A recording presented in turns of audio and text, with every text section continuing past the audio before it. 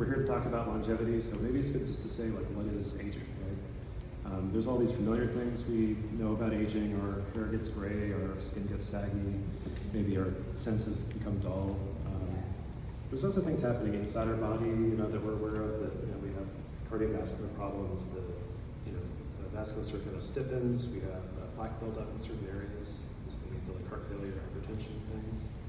There's neurological decline, Alzheimer's, just a loss in cognitive function due to shrinking the cortex and demyelination. Muscle loss, we can weak over time because we have decline in muscle fibers, the fast twitch cells and motor neurons. So all these things are kind of familiar to us because they're kind of at this macroscopic level.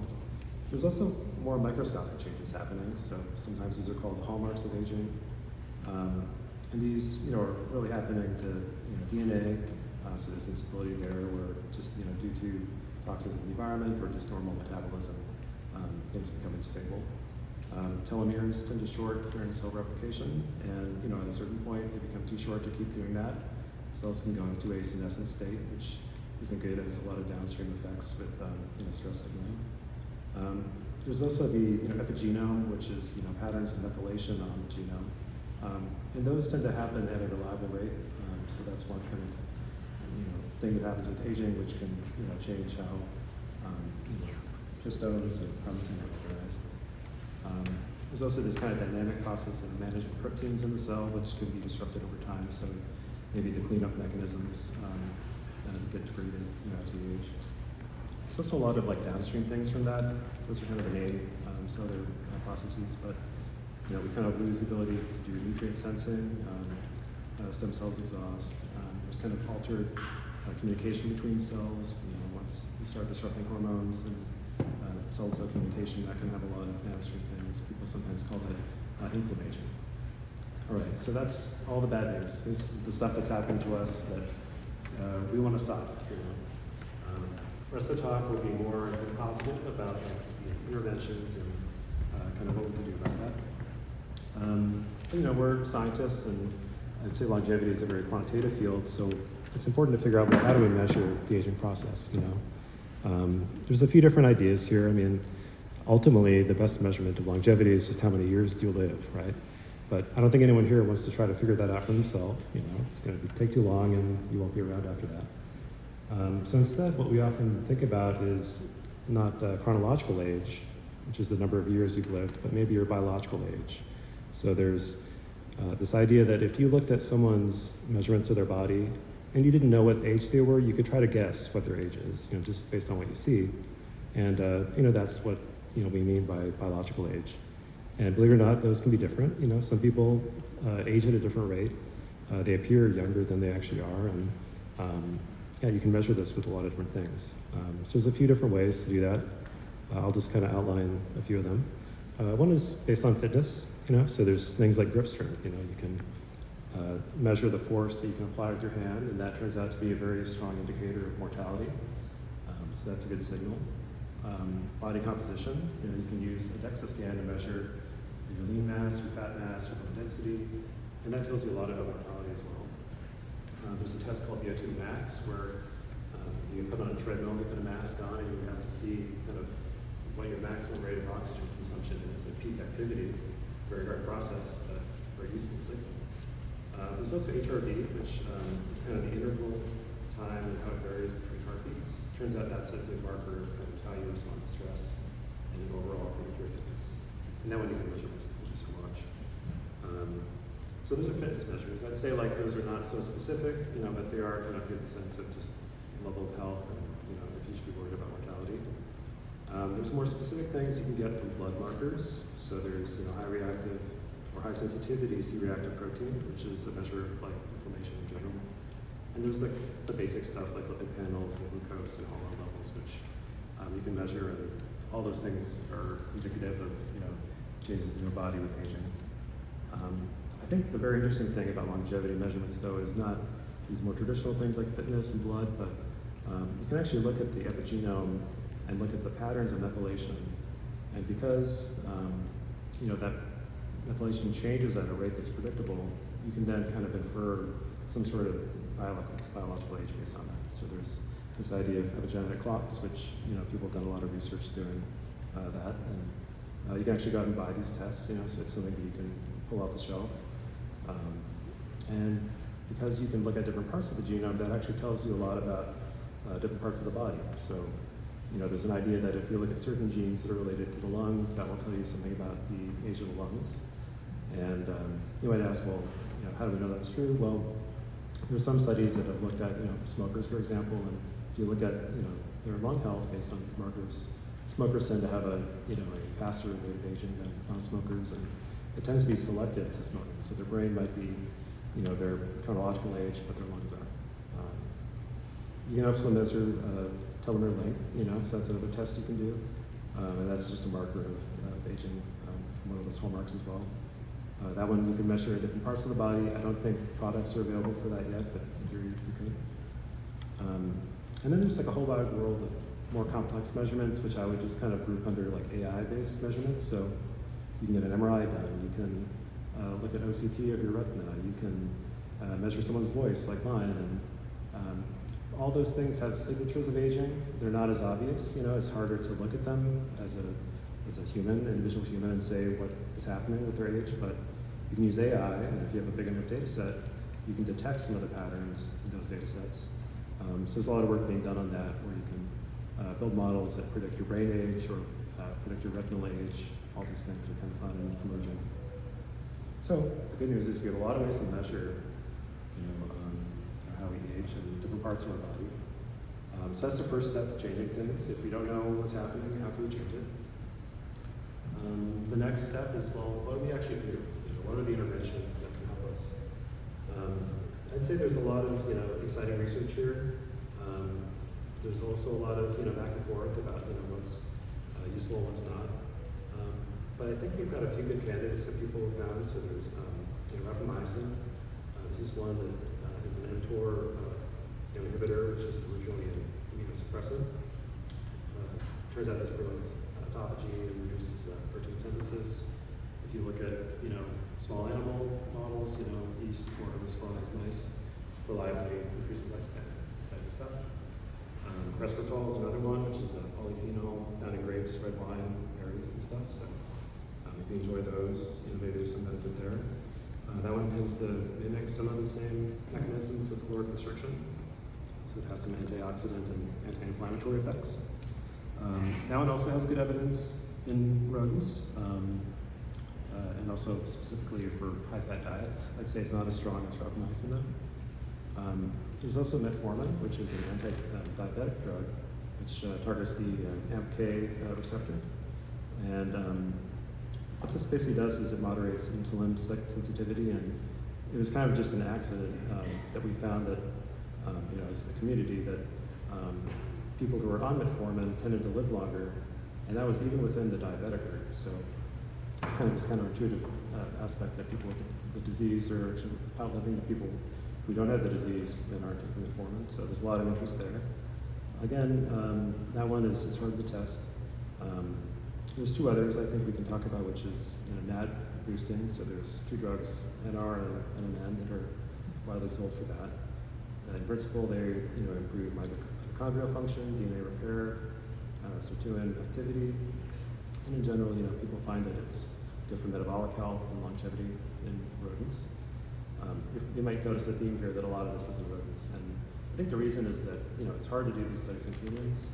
A lot of times we want to target aging very early in life, and we just don't have the time to see those things play out. But we can do these studies in rodents. We'll talk more about that later. The last one is senolytics, drugs that can remove those senescent cells. So if you recall that when telomeres get short enough, cells stop reproducing, and these kind of senescent cells hang around and do some damage. And the idea of senolytics is to remove those cells. And there's actually interesting products there that you can get. There's even some skincare that they found they can remove senescent cells in the skin. So pretty cool work going on there. These are all very targeted to those hallmarks of aging, but there's actually other findings we have that are, I would say, simpler to adopt, easier to adopt, and maybe things we're already doing, which is good news. So there's dietary change. You can restrict your diet in a couple different ways. One is to restrict it in calories. You can say, well, I'm going to eat 80% of the calories that I actually need. Turns out that reliably increases lifespan in rodents and many other species. This is one of the strongest findings in longevity. And you can do studies to show that this interacts with insulin, IGF-1, mTOR, and all these pathways that we know are important. So there's something interesting happening there. The other type of restriction you can do is not calories, but when you eat. So that's intermittent fasting. So in that case, it could be that you skip a day of eating and you eat in alternating days, or it could be that you only eat from a certain time window, maybe from like 8 a.m. to 11 a.m., and the rest of the day you're not eating. There's some evidence there that it might have similar effects to calorie restriction. I'd say there's less evidence there. So those are two kind of dietary interventions. And then there's kind of the chores, I like to call them. So it's your sleep, exercise, nutrition. Just are you getting enough sleep? I know we're all people at Caltech, so that might not be the first thing that we care about. I remember when I was here, it was like sleep, social life, and school. You pick two. I think that's probably still the case. But it turns out sleep is just the most high gain for low effort you can do to increase longevity. It's just study after study shows that mortality is tightly linked to how much sleep you get. And it's even like a U-shaped curve, so that getting more sleep is not necessarily better. There's kind of a minimum around 7 hours per night. So can't stress that enough. I think the evidence is pretty strong there. The other one is exercise, so just getting out of the house. It's kind of hard to believe that, some days we don't leave the house, but if you start measuring your steps with a watch, you might actually be surprised to discover, how little you do some days. And it turns out that very small amounts of activity every day done reliably do have a strong correlation with mortality in humans. And it's even lower than you might think. So it's like 5,000 steps a day is enough to have a significant effect. So it's really just leaving the house and going for a long walk, just pleasant anyway, I like to think. Then there's nutrition, there's just making sure you get adequate macronutrients and micronutrients. Nothing shocking there, but if you don't do that, how could you be healthy?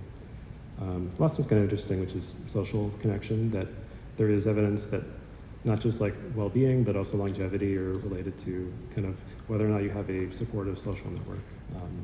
There's these blue zone studies, I think, that are kind of good examples of those with some caveats. So that's like kind of the chores. There's also kind of fun and wacky stuff, which I can just briefly go through. These are things you might see online, and I would say they're more in the experimental, unproven category. So there's, hyperbaric oxygen therapy. You get into this little chamber. Hi friends, I'm going to. And that's Brian. So in the chamber, you have 100% oxygen, and it's pressurized, and the idea is that this simulates stem cell production and reduces inflammation, all these things. I think it was mostly developed for like wound healing, so if like you've been in a fire and you've got kind of everywhere, that's what they use it for in hospitals. But some people have them at home now, some people go to clinics, so it's actually becoming pretty common. I think the evidence is still out there, to be decided, but people are doing it. There's also plasma exchange, which is, I think, maybe the most topic in longevity is, basically exchanging your personal plasma with someone who's younger and kind of, generates these memes and jokes about blood boys and things like that, which are not entirely untrue, that people are doing this. So there's some, people doing it, whether it's actually meaningful, I think that's, to be decided, but it is interesting to see that it generates a lot of interest in longevity. So I think I'm personally interested to see it, but whether it's meaningful is another question. There's also all sorts of wacky stuff like with cold plunge, sauna, GLP-1 is a major topic right now, hormone replacement, stem cells, gene therapy. This is kind of like getting to the frontiers of longevity testing, and I think we'll talk about biohacking later, and it kind of fits into that. And the last thing is just reducing things, exposures that are negative, so if you can just cut out stress, sleeping, smoking, alcohol, air pollution, these are all things that just have measurable changes on longevity. So a lot of this stuff is stuff that we can normalize, and it's easy to forget that we're surrounded by it. You can do fun things like get a air quality monitor, and you might discover air quality is not as good as you think it is at home, for example. Yeah, so that's a little rundown. You know, we talked about, you know, what is aging, how do we measure it, you know, what can we, you know, do to improve it. And there's also levels of evidence. You know, so we talked about, you know, there's, you know, rodent studies, you can do in vitro studies. You know, these are all ways that you can kind of understand things in a very mechanistic, controlled way. But, you know, people aren't, you know, rodents. You know, there's a lot of differences physiologically, especially when it comes to living as long as we do. So it's important that we do human studies as well. Those have some caveats, you know, so, you know, most evidence is based on epidemiology, meaning you kind of just observe people run the course of their life and see what happens. There's great data, so UK Biobank did that, and they just published a paper yesterday where they had a sample size of, you know, 500,000. So you can make some really cool observations. The downside is that you really can't disentangle causation and correlation. There's also kind of interesting confounds, like, so I mentioned the blue zone studies where, you know, they look at people in, you know, places like mountainsides in Italy, and, you know, they're smoking and drinking and living to be 120, right? Some of that I think has substance to it. We've also discovered that, you know, there's like pension fraud happening where, you know, someone passes away and they don't want the checks to stop coming, so they maybe swap people in, for example. So there was an interesting study that actually proved that to some degree. So all that to say that, you know, even epidemiology has some limits. The gold standard really is, you know, randomized controlled trials. So you want to have multiple groups that are blinded as to what treatment they're getting. They should be randomized, balanced, and you know, we should have controls that are proper so that, you know, the effects are not due to longitudinal change or you know, environmental or you know, seasonal effects, all this stuff. Yeah, but I'd say, like, you know, there's also this question of, like, should we stop doing some research if, you know, or should we stop doing some of these interventions if we can't test them thoroughly? So I'd say longevity is kind of in favor of trying out things, being more exploratory. So we'll get to that next, I think, which is this phenomenon of kind of like self-experimentation. But first, I think it'd be interesting to talk about, you know, practice. So we've talked about, you know, the research and the science behind longevity and all these interventions. What's surprising is it's actually, you know, started to fit into the healthcare system more than you'd expect. So, you know, longevity kind of is this response, I would say, to the kind of traditional healthcare system where, you know, I don't know about you guys, but when you go to a hospital, you maybe get 5 minutes with your doctor. Maybe you get like a yearly physical to get your blood work done. But for the most part, you don't go to a hospital because you're, you know, moderately healthy and you want to be more healthy. It's mostly like you're sick, you're injured, you got cancer, you definitely want to go to the hospital for that reason, but they're not really addressing this need of just, you know, self-improvement and kind of incrementally being better, right? So I think, you know, there's a couple reasons why, but we're at Caltech, so I think I'd like to give an example of someone who's kind of recognized this early on and been a leader in that field. His name is Leroy Hood, and you know, he was Caltech faculty, you know, many years ago. He was in the Division of Biology. He built the first DNA and protein signature synthesizers. He later left Caltech and founded kind of the field of systems biology, and he came up with this model of medical care. So he's a very prolific guy, and he's still alive and lecturing. I heard him speak actually just a few months ago. And he came up with this idea of P4 medicine as a response to the traditional, you know, healthcare system, which is, you know, stuff that we kind of take it for granted today. There's predictive is one of the 4 Ps, meaning that we use biomarkers and measurements to kind of predict what is the outcome of this person's life later on. Preventative, meaning we start acting before things go wrong. You know, this is actually huge. You know, if you try to manage diabetes early, it's much easier than waiting to the last minute. Personalized, meaning that your therapies are not just general purpose, that, you know, they're kind of tuned to you and your specific needs. Seems obvious in retrospect. Participatory is another one, so that, you know, patients are part of the process, they're informed as to what they're doing. Maybe they're involved with kind of observing themselves and reporting things to doctors, so very different model from just kind of receiving orders from a physician. So I think, yeah, it's really great he laid that foundation. I would say, like, longevity has kind of rebranded a lot of this stuff, so there's some amount of kind of crosstalk there you have to go through. Yeah, and I think the other thing about, you know, talking about healthcare and longevity is that there's kind of 2 things we want to optimize. There's like lifespan, which is just how long we want to live, but We also care a lot about the quality of life during that time. So there's this idea of health span, which is different from lifespan. You can imagine maybe a plot of like quality of life over time. And for most people, it's kind of like flat at the top, and it kind of rolls off towards the end, maybe after age 65. And that represents a lot of loss of quality of life, also a lot of costs in the medical care system. So just insane numbers of dollars spent for the last few months of life. Ideally, maybe we don't want to extend that curve. What we want to do is actually make it a different shape. So we want, health span to be kind of a flat curve that right up until the last minute continues flat, and then maybe there's a cliff at the end. So that'd be the dream, So some people want to live forever. Some people are more focused on that goal of just making quality of life good until the end. So I think that's a good way of thinking of it. And to address this, one interesting thing that's come up is there's this whole field of concierge medicine. So, like I said, there's all these issues with hospitals, and in response, a lot of doctors have kind of spun off their own private businesses where they can see clients, and they give them a much more personal touch. They can do more interaction. It's almost like they're coaching them for their health, but they are, physicians are trained and knowledgeable. And a lot of this is getting rebranded as longevity clinics. So if you see those two, I think there's a lot of overlap there. And a lot of what they stress is those things, those interventions we talked about, which are more lifestyle, so like optimizing nutrition, sleep, fitness, stress, harm reduction. There's, these good kind of targeted therapeutics they do too, but I'd say they focus on getting those essentials done first. And I think like the outcome of that is that they kind of apply this more data-driven way of thinking about the problem, where instead of kind of reacting to things, there's more of this, loop where you can make a measurement, observe something that's, out of range for your body, or some trend that's going the wrong direction. You can try some interventions, and then in as real time as possible, see how those interventions are changing all that.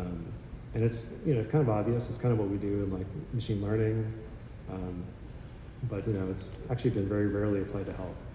We usually get a yearly physical, which is a very infrequent thing. If we were doing it every 3 months or so, and we were kind of tracking our health every day, we might discover things about ourselves that are useful. That said, there's problems with this model too. It's not some golden solution. It's usually out of pocket, so it's a lot of rich people paying for this stuff and supporting it. It's not accessible to the general public. There's some people working on that and trying to make it more widely available, so I think that will change, and there'll be some ways to kind of make more commodities out of these treatments. So I think there's some positive future there. And I think this happens with a lot of things, that things kind of distribute that way. So that's like the healthcare system. And I think it's important to also call out this interesting phenomenon in longevity, which is biohacking. And you might have seen these people who, I think by definition, they're people who take some extreme measure to change their biology. So they, adopt, some of the things I talked about, and kind of that list of more untested things. They're, pioneers, I would say, trying to figure out, if there's anything valuable for them. It's all N of 1 studies though. So, that's the one issue, is that, very often they don't generalize to the general public, but for some people they can actually make pretty cool discoveries. The way I kind of think of it is, it's like the difference between airline passengers and test pilots, right? You want to, fly planes. You want to discover what is the best design for a plane. And there's some people who just have this urge to go out there and fly that plane that might explode at any moment. And I think biohackers are kind of in that category. And it allows us to, get some cool designs out and have a nice, jetliner that we can all fly as passengers. So I think it's cool that they're doing it. It's not for everyone. There's also all these fun ethical questions, fun in that, if you like philosophy and those things, like these are untested things. You don't know what the risks are. Should we let people do that? Should they have autonomy to try anything they want?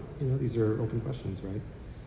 There's also some legality around some of it. Some of them are controlled substances that people want to try, and they find ways around that. So there's wacky things like special economic zones in tropical places where people go, and the local governments will say, like, yeah, guys, do whatever you want, and they set up clinics there. And that is just one way to kind of make that happen. So one way or another, these things are happening, but I think it's also interesting to think about those, kind of philosophical questions. Also, we're talking about science today, so I want to call out the issues with that kind of approach is, there's no peer review, right? So there's no feedback from the scientific community about what they're doing. Maybe they comment on Twitter, but that's about it. It's also N of 1, so you're not doing any statistics between groups. There's no control, so that limits things. You do get longitudinal data, so I think that's the main strength there, but you can't make strong claims that way. Some people do, so I think there's some caution reading the results of biohacking. I think there's also like a downstream thing from that, which is this phenomenon of longevity influencers, right? So like we have social media, I guess there's an influencer for everything, and health is one of those things. And there's like people like, I'll just name off a few, like Peter Attia, David Sinclair, Andrew Huberman, Brian Johnson are all people that have podcasts, they have large Twitter followings. They communicate through channels that are conventional like books, but they also have 3-hour podcasts. If you asked me like 5 years ago if people were willing to listen to someone talk about getting morning light for 3 hours, I would be surprised, but it's true. They also do fun stuff on like YouTube, a lot of meetups, so that's another kind of interesting pattern is you can kind of go and connect with other people interested in health, which is fun. So you can ask like, well, what's the value they're providing? I would say, they're bringing science to a broad audience. Not all of them are scientific, but the ones who are at least getting people interested in reading papers and digging into that, which is cool. It also drives support for research funding. So that's a big issue in longevity is that, there's, NIA funds a lot of aging research, but they don't kind of fund as much longevity kind of life extension research. The more kind of public support there is, the better. There's also limitations, which is, that a lot of these people have financial conflicts of interest. So, they have maybe a clinic that they're running, maybe they have sponsorships, like AG1 pays them a ton of money to promote things there, I won't say who. And, so that's an issue that you can ask, are they completely unbiased in that way? So that's one factor. They also tend to, in talking to a big audience, oversimplify things, which is kind of unavoidable to some degree, but you always have to keep that in the back of your head that once you dig into these papers, there's always caveats and gotchas that are kind of lurking. I think the most fun thing that's come out of it, though, is that it's made health into a sport of sorts, so once you can measure something, humans being humans, they realize, well, I can compare myself with other people. And there's emerged this trend where people can create leaderboards and get their speed of aging done and say like, well, who's got the slowest speed of aging on Earth? And there's a leaderboard called the Rejuvenation Olympics where you can go in there and anyone can upload their results and see where you rank up. It's kind of fun. And yes, I think an example of kind of competition also driving things that people are willing to try all this stuff and in that sense. I also say it's collaborative. It's not really too vicious. I think everyone's kind of on the same team. The way I like to think of it is they've got a common enemy, which is death, so that softens things a bit. Yeah, so that's a bit about like the practice. There's like more healthcare focused things. There's kind of this N of 1 kind of world of longevity. They both coexist, I think, in this kind of fun way. You might be asking, well, this stuff is cool, hopefully. What could I do to kind of do more of it, right? There's a number of companies you can, consider working at or doing research at. Calico is one. It's a subsidiary of Google Alphabet, and they, do AI for like aging drug discovery. There's Altos Labs, which is just a unbelievably well-funded, anti-aging institute, kind of focused on cell rejuvenation, reprogramming, and just collection of really great PIs. There's In Silico Medicine, which is this wonderful international company for doing AI drug discovery, and they've got a really good track record of kind of getting things through clinical trials. So that's like big companies. There's also like small startups, so there's like Unity Biotech, which is making senescent cell targeting drugs. BioAge Labs, another kind of AI for drug discovery company. OneSkin produces the kind of consumer product, for removing senescent cells in skin. So there's kind of cool things leaking into kind of the public consciousness there. And if you don't want to go to industry, there's still academic stuff to do. So there's the Buck Institute up in Northern California, which is dedicated entirely to anti-aging research. And they do have collaborations with universities and companies, so you're not too siloed. There's like individual labs. David Sinclair is just one example who, if you want to focus on longevity, labs like that will let you do that. I think another good example is like National University of Singapore. So they've got just a large group of people who are, focused on longevity. Brian Kennedy, Andrea Meyer, and coincidentally, they have another student-run longevity club. It's the Healthy Longevity Initiative. So maybe you guys could do some sort of leaderboard between you guys. It'd be fun. Beyond that, there's like community organizations. You can kind of go to different meetups and hear scientific talks, and just socialize with people, talk about longevity. Foresight, LBF are two examples of those. There's also strange things like pop-up cities where a group of people will take over a building for 3 months and kind of live there and talk about longevity and do research and build products. So fun stuff like that popping up. Internships, SURFs, I'm sure those can be factored into longevity research too. And then lastly, if you want to get involved, just try it out yourself. Get a wearable, try out some of the stuff, that I mentioned before. It's very do-it-yourself, so so that's like a little background of longevity. I looked at it just by trying to convince you that this stuff is worth thinking about. Because I think the response a lot of people get to it is like, well, we're all going to die. Why bother? We should just live our life and be happy. Which I guess you should do that, but maybe you should, choose to not end it. It's one argument. But I think the most reasonable argument to not do it is, well, is it even possible, right? So we're Caltech, so I dug up a story which I thought was instructive on this topic. So pardon me, I'm really going to read this because there's some quotes, but I thought it was pretty relevant. Basically, it's the history of rocketry. So rocketry is like well established today. It's kind of commonplace in the news, but it wasn't always the case. So like in the 1920s, rocketry was met with great skepticism. It's considered a waste of time by most serious scientists. One example is Robert Goddard, who he was an early visionary who, basically said that we could travel to the moon with rockets, and he kind of mapped out how that might work with physics. And the New York Times wrote an editorial, it was an anonymous editorial, and basically mocked him and said, that Professor Goddard does not know of the need to have something better than a vacuum against which to react. He only seems to lack the knowledge riddled out daily in high schools. So he basically said that it's not possible what he was going to do. And sadly, it really impacted him. It set him back. He kind of went into isolation after that. And they were wrong, ultimately, which is tragic. And later on, after I think we got to the moon, New York Times did a retraction of that, obviously too late.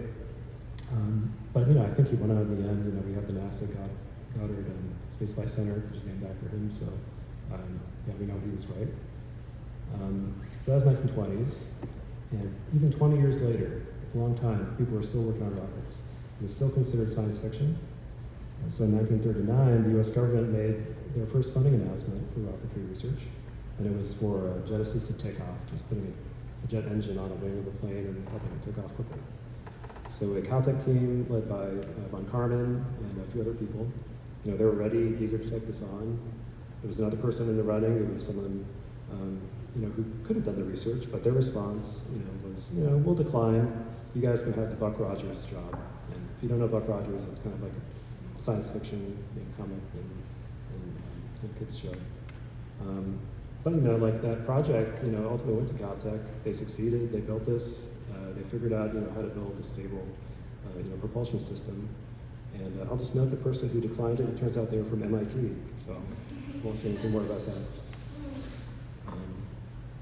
So I think, that's one parallel, I think, with longevity is that, this connection with kind of science fiction. I think it's also interesting because rocketry kind of required this team of multi-talented people, extreme passion, kind of had to persevere over things that, set them back. So the team, who worked at Caltech was Jack Parsons, Edward Foreman, who were both people who had no formal scientific training, by the way. They were knowledgeable, and they kind of could build what they needed to build.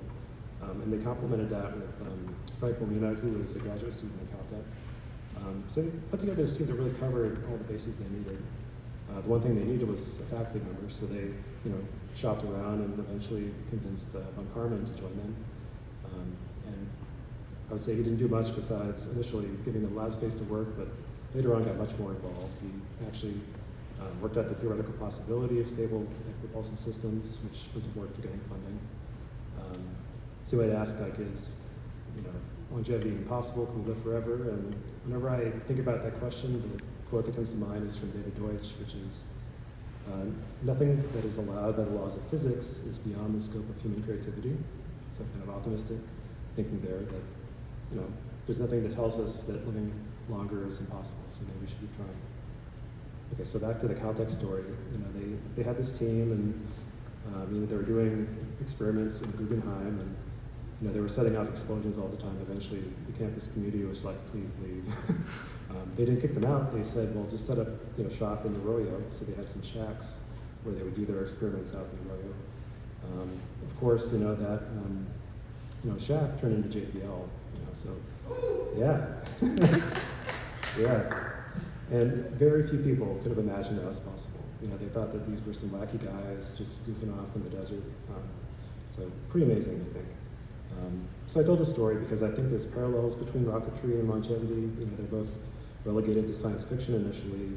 They both require this passionate, multi-talented team. And maybe looking to the future, they might turn out to both have some critical breakthroughs at Caltech. So I'd like to end with a mission statement for you guys to figure that out. So thank you very much.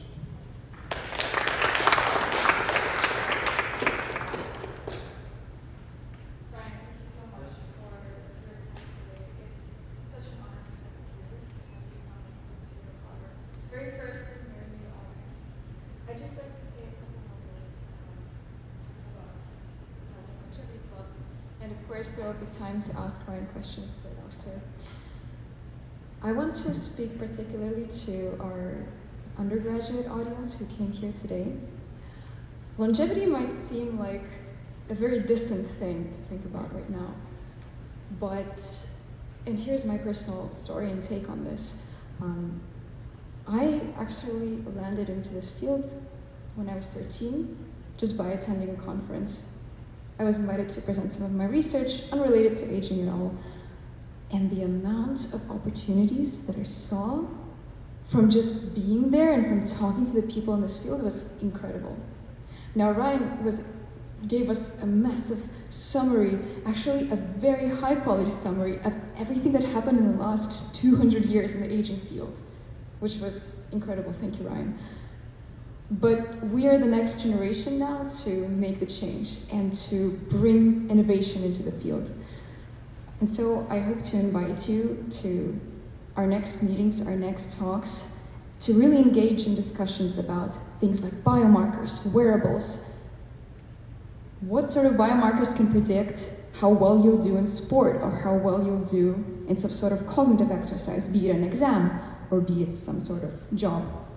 These things can really predict how you will perform and what you will be able to do in your future life. What if you could impact them? And that's what we want to get to in this club. So thank you so much for coming. Please, let's give another round of applause to Ryan and to his speech. Thank you.